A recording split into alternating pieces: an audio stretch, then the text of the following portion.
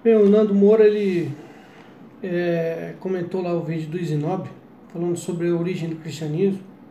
Só que o Nando Moura não quis rebater, né, os argumentos do Zinob.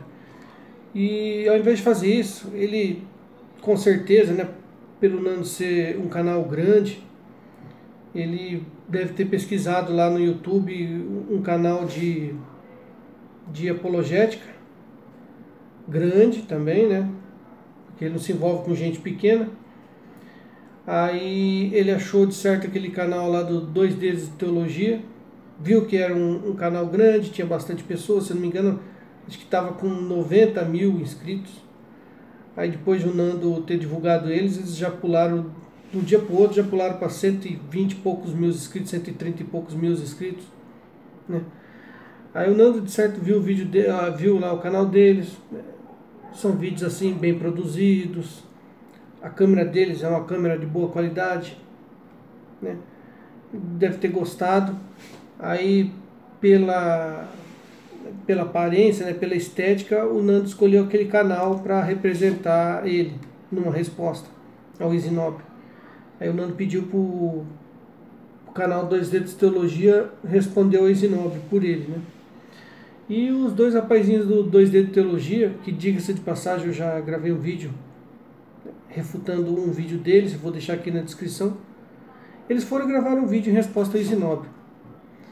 Só que, ô Nando, é o seguinte, o Zinob deu um show nesses dois rapazes aí, vai me desculpar. O Dois Dedos de Teologia gravou um vídeo respondendo o Zinob foi lá e refutou os dois e conseguiu refutar. Porque eu vou falar uma coisa pra você, Nando. Esses dois rapazes aí do Dois Dedos de Teologia, eles são protestantes. E o argumento que o Zinob usa são argumentos protestantes. O Zinob usa basicamente o sola escritura. Por ele ser, pelo jeito, de uma origem protestante, né, quando ele era cristão, ele era protestante, pelo jeito, então ele é adepto desse sola escritura. Então ele defende que Paulo tinha que usar somente o que está escrito. Né? Paulo tinha que ser adepto do sola escritura também. Ele faz umas confusões ali cronológica dos escritos, mas em suma é isso. Então o Dois Dedos de Teologia foi refutar, ele não usou argumentos históricos. Quando ele foi para usar fatos históricos, eles foram desonestos, intelectuais, falaram mentira, inclusive você discordou deles quando falaram sobre o Papa. Então, protestante, em primeiro lugar, quando você usa o argumento deles contra eles, eles ficam em xeque-mate. E quando eles vão para a história, ou eles omitem ou eles mentem, porque eles sabem que a história está contra eles também. Então o Zinob deu um show, deu uma surra nesses dois aí, no vídeo refutando os dois.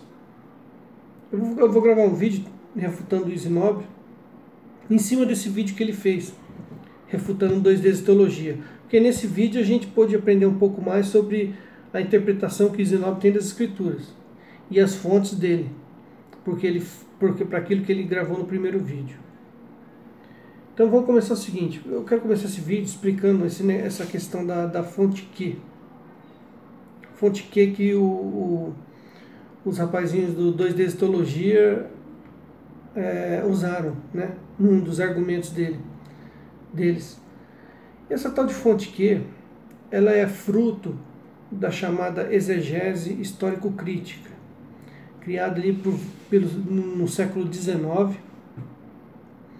Inclusive, a fonte, de onde eu estou tirando isso tudo aqui, é o curso do Padre Paulo Ricardo, do site dele, Aprendendo a Ler a Bíblia. Ali a aula número 8, número 7 e número 8 dele, ele fala disso aqui. E ele usa como fonte um livro de Bernard Orchard, né? A Ordem dos Sinóticos. Então, a fonte do Padre Paulo é a mesma que eu vou usar, é esse livro aqui. Eu vou deixar também no link, na descrição, PDF gratuito. Se o Zinob quiser consultar, é a fonte que eu vou usar. Então, resumindo, esse negócio de fonte Q foi criado ali pelo pessoal da exegese histórico-crítica. São liberais, são protestantes liberais, filhos ali do modernismo, do movimento iluminista. Eles elaboraram essa teoria das duas fontes. Esse pessoal, eles diziam que eles defendiam a prioridade, a chamada prioridade marcana. Eles defendiam que o primeiro evangelho escrito foi o evangelho de Marcos. Só que no evangelho de Lucas e de Mateus tem coisas que não constam ali no evangelho de Marcos.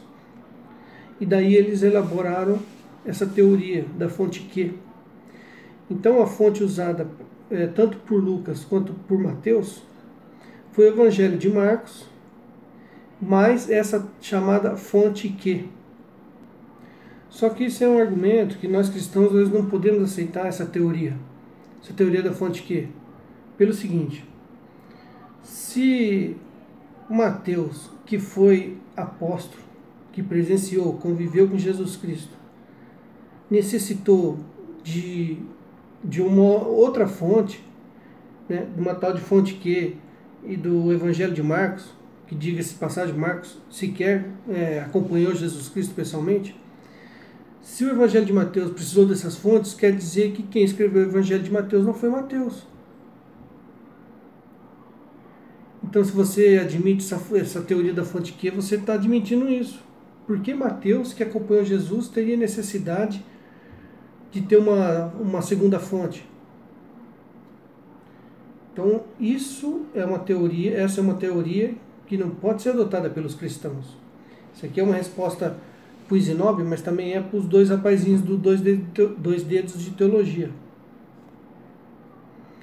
E quem foi responsável por essas coisas?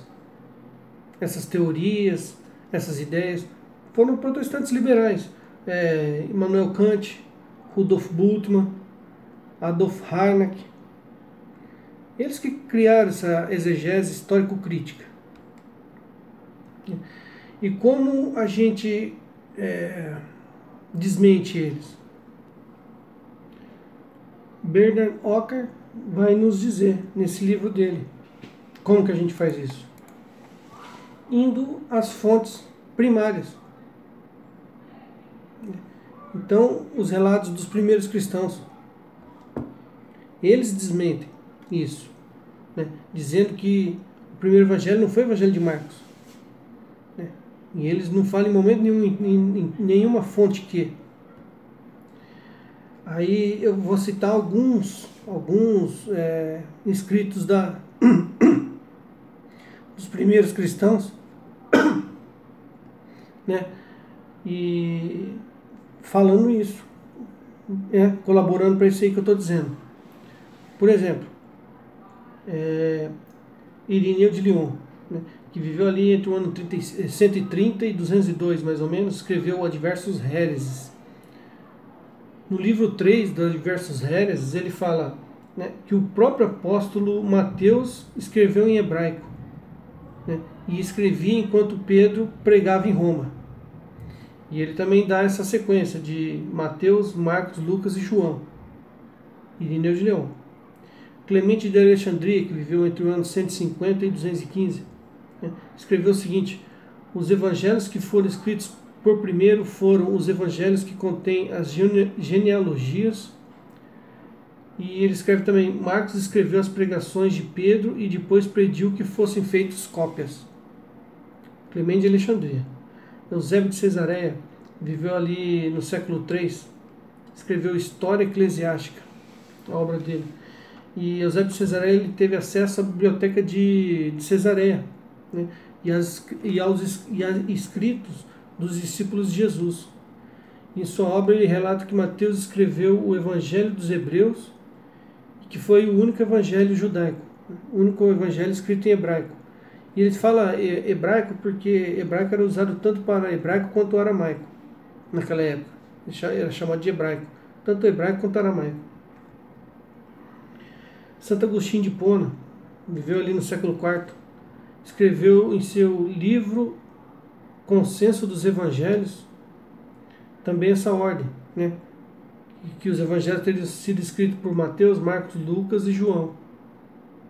Então, Irineu de Leão, Eusébio de Cesareia, Agostinho de Hipona, e eu vou usar aqui o mais antigo, que é o escrito de Papias, Papias que viveu ali entre o ano 70 e 155 depois de Cristo.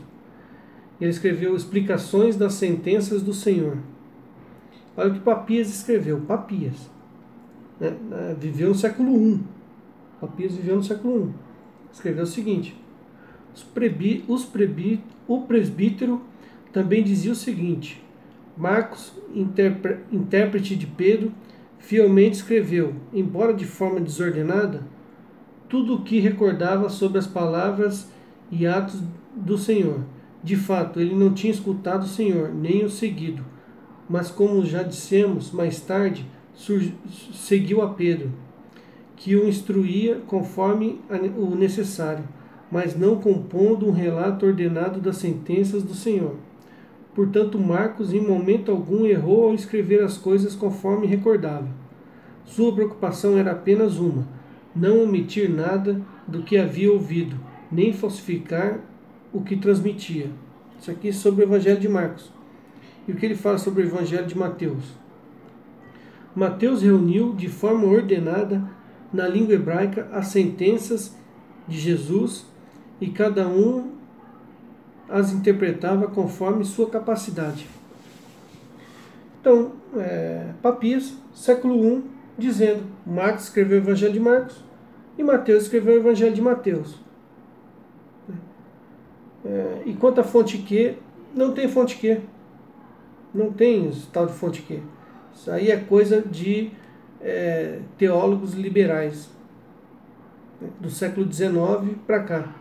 Até então não existia esse negócio de fonte Q. É uma coisa inventada, né, para tirar o crédito do Evangelho de Mateus, para pôr em xeque a autoria do Evangelho de Mateus. Então isso aqui, só para deixar claro essa coisa de fonte Q. Né, porque se a gente for ficar nessa dúvida metódica que o Easy Nobre tem, ele não vai ter certeza de nada na vida.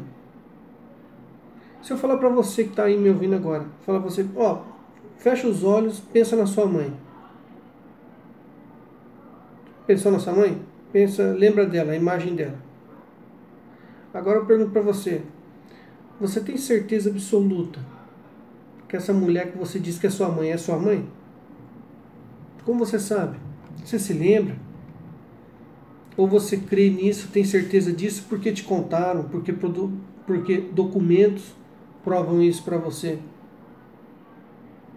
Então essa dúvida cartesiana que o Easy Nobre mostra em relação aos evangelhos, ele não consegue usar na vida real dele, não tem como, né? Isso é o que o Olavo Carvalho chama de paralaxe cognitiva. Aquilo que eu defendo na teoria, eu não consigo aplicar na prática na minha vida. É o que o Easy Nobre faz com essa dúvida metódica dele. Agora vamos entrar na questão de refutar o Easy Nobre. Então tá, algumas coisas que ele fala. A maioria dos teólogos e vários historiadores concordam. Ele diz isso. A maioria dos teólogos e vários historiadores concordam com ele, mas ele não cita, não diz qual.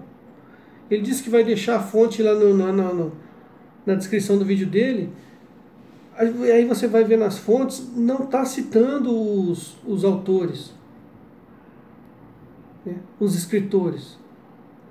Tem uma fonte lá que eu fui ver lá, diz a mesma coisa que ele disse.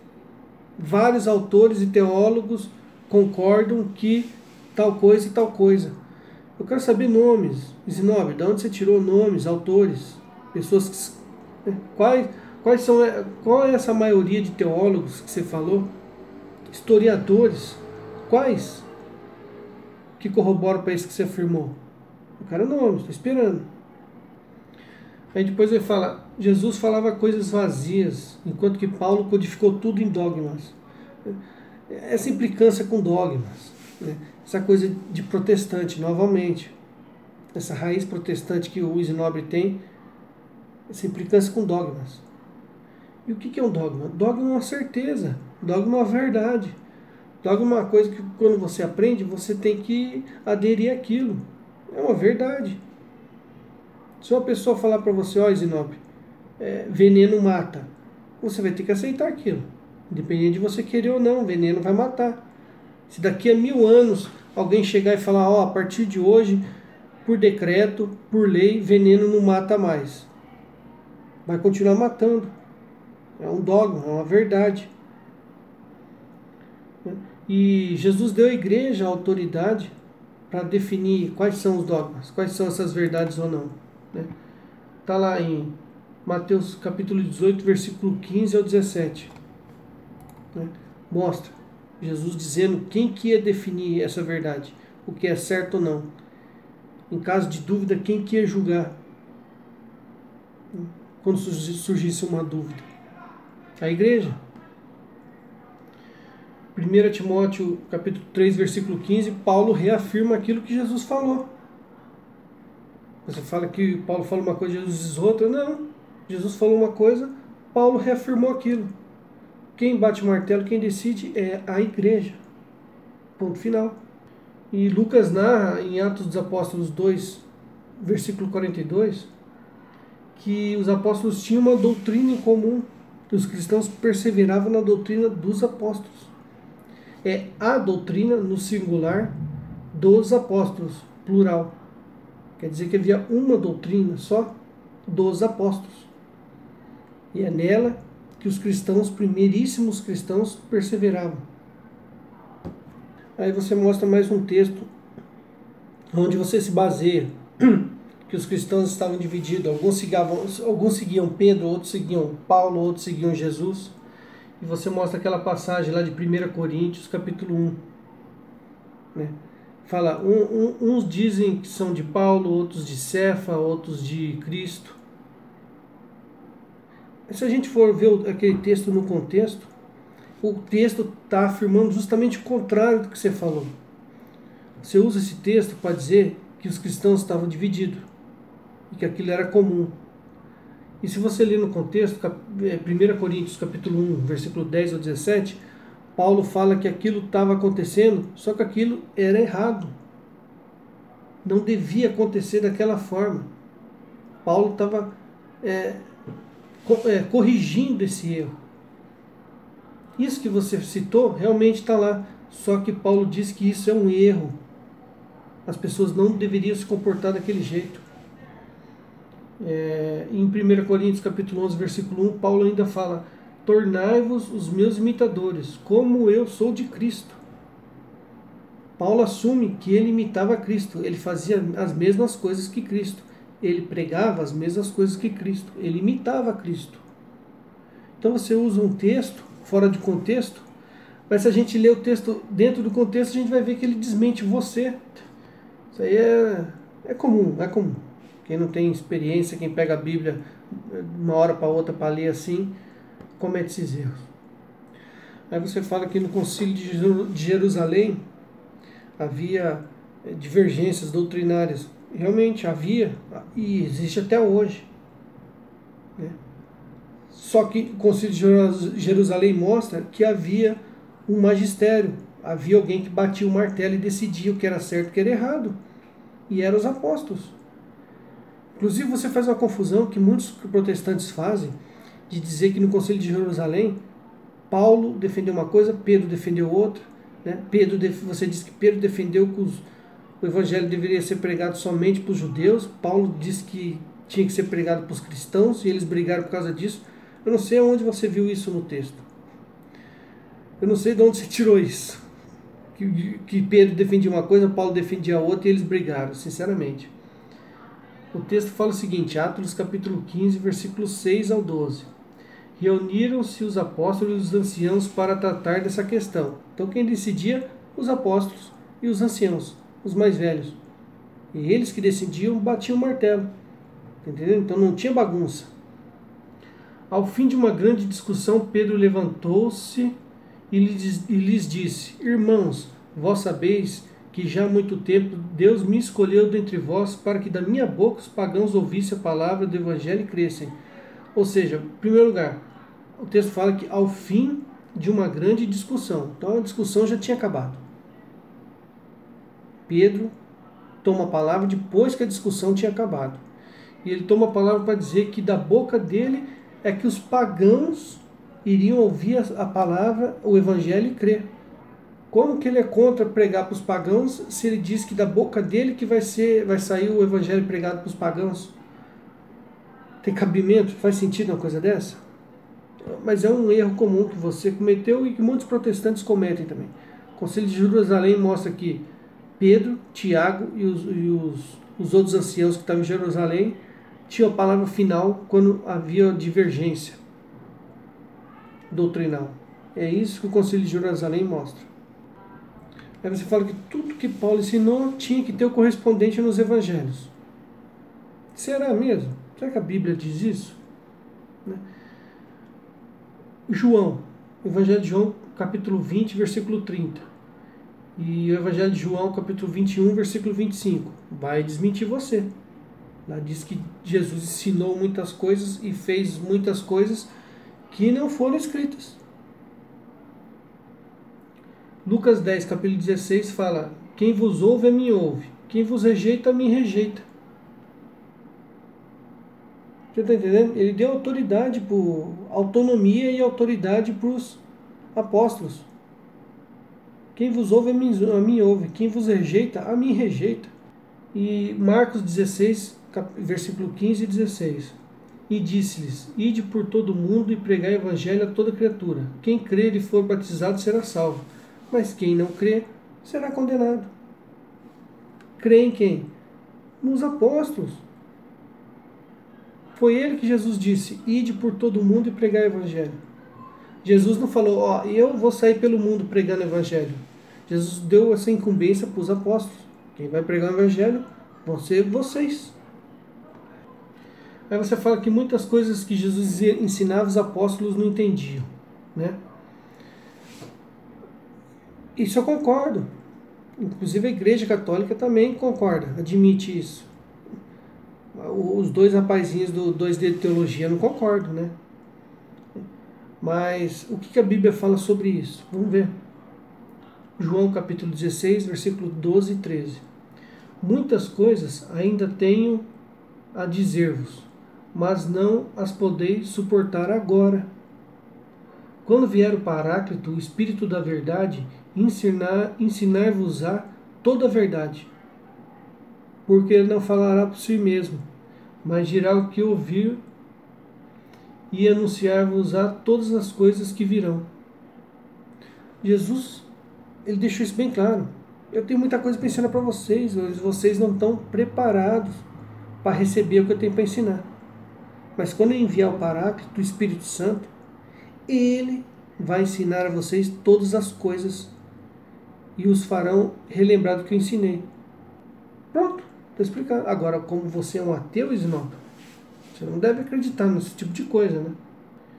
E isso se cumpriu, isso que Jesus falou, do envio do Paráclito e de ensinar todas as coisas, se cumpriu lá em Atos dos Apóstolos, capítulo 2, em Pentecostes. Aí você fala que a própria Igreja Católica concorda que os autores não foram os indicados. Você fala, né? Não foi Pedro, não foi Marcos, Mateus, Lucas e João que escreveu os evangelhos. E a Igreja Católica concorda comigo nisso. Errado. Você errou. A Igreja Católica ensina o contrário. Na carta Dei Verbo número 19 do Papa Paulo VI, fala o seguinte: a Santa Mãe Igreja defendeu e defende firme e constantemente que esses 4 evangelhos, cuja autoricidade afirma sem hesitar, quer dizer, a Igreja afirma a autoria dos evangelhos sem medo de errar, que eles transmitem com fidelidade o que Jesus, Filho de Deus, ensinou e operou para a salvação eterna dos homens durante sua vida terrena até o dia em que foi levado ao céu. A Igreja Católica afirma, sem hesitar, a autoricidade e a historicidade dos evangelhos, né? Diferentemente do que você fala. Então, a Igreja Católica não concorda com você, sinto muito. E a coisa mais bizarra que eu vi foi quando os rapazes do 2D de Teologia usou o exemplo do martírio para testar a veracidade do Evangelho. Porque os primeiros cristãos, eles morriam para não negar aquilo. E, sinceramente, eu já vi muita gente matar por uma mentira, mas é difícil a gente ver pessoas em massa morrerem por uma mentira.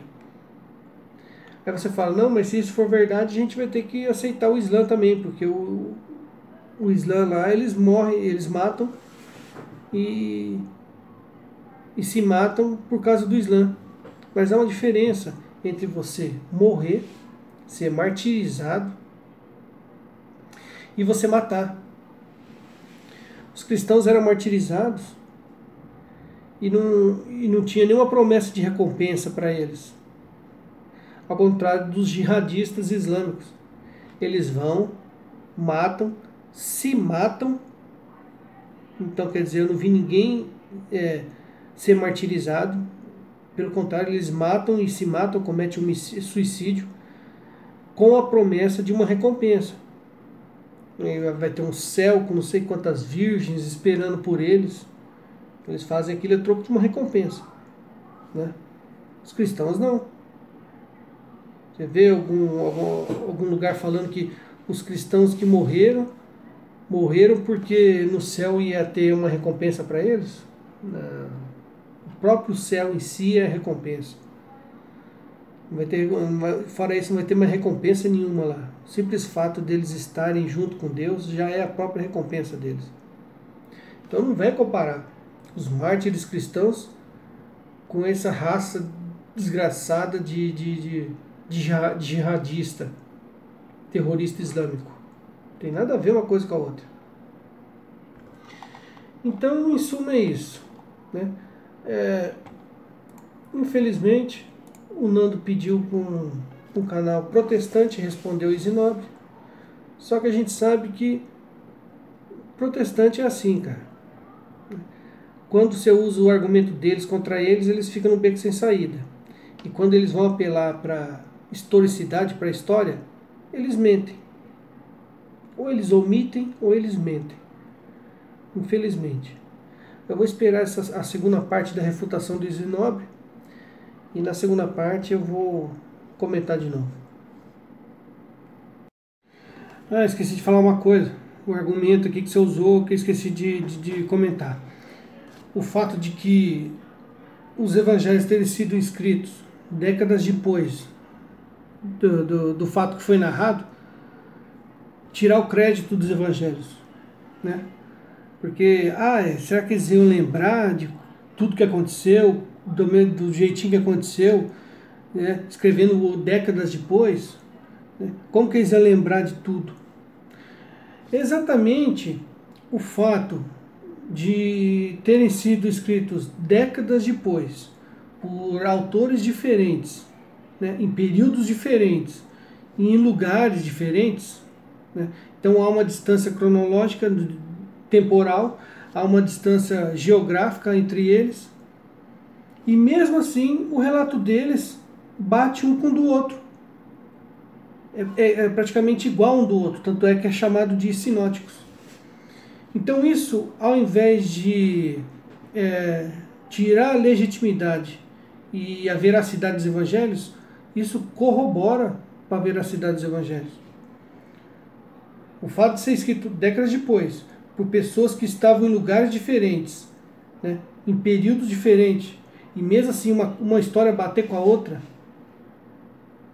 né, e isso prova que eles narraram do mesmo jeito que foi do que aconteceu. Se você for procure um policial civil especializado em interrogatório. ele vai dizer para você o seguinte: se você for interrogar testemunhas de um crime, e você trazer 2, 3, 4 testemunhas, né, ouvir separadamente uma da outra, se elas tiverem detalhes diferentes do que aconteceu, relatar detalhes diferentes, mas o essencial bater, é provável que elas estão falando a verdade. É provável que o crime aconteceu conforme elas relataram. Agora, se você chama 4, 5 testemunhas diferentes, ouve separadamente uma da outra, e elas contam uma história igualzinha, sem diferença nenhuma, aí tem alguma coisa por trás disso. Aí, já falando os detalhes, a sequência cronológica, tudo igualzinho, é muito provavelmente que elas combinaram o depoimento. Um especialista em interrogatório vai dizer isso para você. Então, se os evangelhos tivessem sido escritos por pessoas que estavam juntas, por um grupo que estava junto, ao mesmo tempo, aí sim eu desconfiaria desses evangelhos. Porque eles podem ter combinado, um pode ter copiado do outro. Eles podem ter combinado, ó, vamos contar desse jeito, assim, assim, assado, né, para ninguém desconfiar. Mas não, eles estavam separados em períodos diferentes e mesmo assim contaram a verdade. Então isso, ao contrário de tirar a legitimidade e a veracidade dos evangelhos, isso corrobora para a veracidade dos evangelhos. Isso é fato. Qualquer exegeta, né, vai concordar. Então isso aí é um argumento para pessoas que não conhecem nada de exegese, de hermenêutica.